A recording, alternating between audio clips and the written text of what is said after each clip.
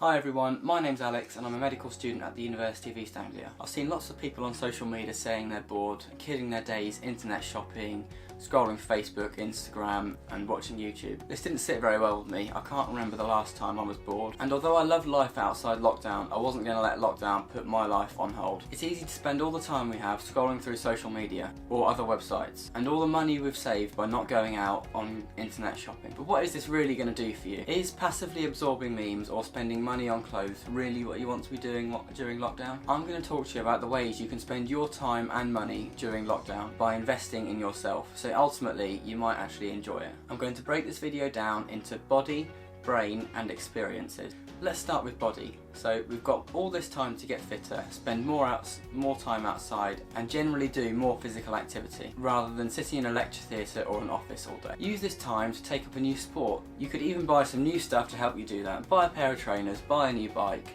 buy a cycle trainer, buy some indoor weights, some resistance bands, something to keep you active and keep you wanting to do physical activity. You'll really find it helps your physical health, mental health, and you'll go to sleep in the evening think, yes, I feel good, I've done some exercise today. I found myself feeling rubbish every day, especially when I went to bed in the evenings. Every day I'd feel like I was losing fitness and I was just a bit of a waste of space. Doing some form of training has really helped me and boosted my morale, and it's been great fun doing it. Every day I make sure I do at least one form of physical exercise, so whether it's a home workout like a little circuit with resistance bands, or I go for a bike ride, or go on the indoor trainer, just something. Because as someone who ordinarily would swim or go to the gym over 7 times a week, I really need it to keep me sane. The other thing you can do, and this sort of overlaps with the brain section, is learn to cook healthy meals. Try and snack less and just generally improve your diet. You could even try and cut down on eating meat. Secondly, let's talk about brain. It's very easy to get into the routine of waking up, watching Netflix, having breakfast, scrolling social media,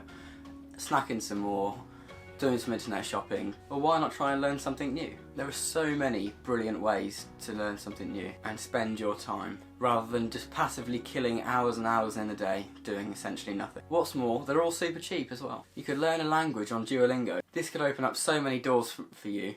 For example, finding new and exciting things to do on holiday in Italy, or opening up job opportunities, and it's completely free. I'm personally relearning Spanish and I'm really enjoying it. You can sign up to a website called Brilliant and learn computer science. Then you can learn how to code, learn how to build websites, and it opens up so many doors, especially in this ever digital age we're living in. You could take on new roles in IT in your current job and generally just future-proof yourself, and it's really fun doing it as well. The challenges and daily lessons on Brilliant are so much fun, and when you've finished your lesson on Brilliant or a lesson on Duolingo or something like that, it feels really good to actually accomplish something and made yourself better. They're both interactive and really fun, so it keeps your brain stimulated. Subscriptions to Brilliant are dirt cheap. Say if you went shopping, most people would spend less on Brilliant for a year than they would on one shopping trip. There's loads of languages to choose from on Duolingo and loads of different courses to choose from on Brilliant, all covering science, maths, computer science,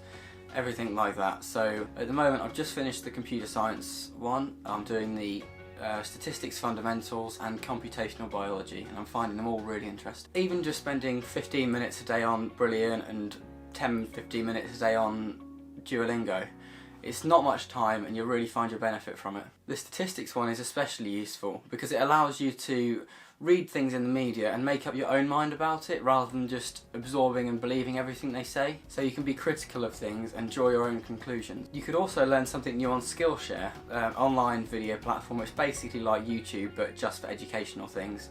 And there's loads of different courses on there, creative things, arts, photography, interior design. You can listen to podcasts. Again, this is also free. It's a great way to pass the time without listening to music and just passively absorbing your music. You can learn things, see different people's perspectives, and they're really, really good. I also like to read as well, and listen to audiobooks. They're great as well, especially if you're in the car driving to the shops or walking the dog or something. The last thing I want to talk about is experiences. No one would choose to be locked up inside all day, and we're all looking forward to being able to get out and do what we want to do.